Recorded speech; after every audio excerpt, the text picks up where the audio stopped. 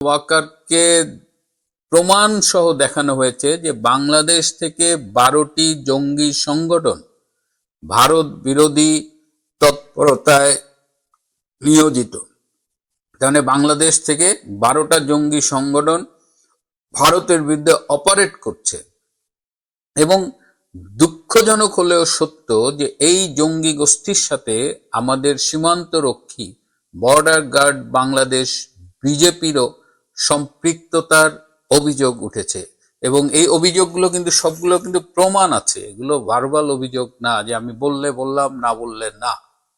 এবং পৃথিবীতে দুটো দেশ আছে, ইসরায়েল এবং ভারত, যাদের সাংবিধানিকভাবে এই ক্ষমতা দেওয়া হয়েছে যে দেশের স্বাধীনতা সার্বভৌমত্ব হুমকির মুখে পড়লে তারা যে কোনো একটা দেশকে অ্যাটাক করতে পারে। যেটা দেখবেন ইসরায়েল এই যে গাজা একদম তামা তামা করে ফেললো, এটা কিন্তু তাদের কনস্টিটিউশন অ্যালাউ করে। ভারতেরও একই কথা।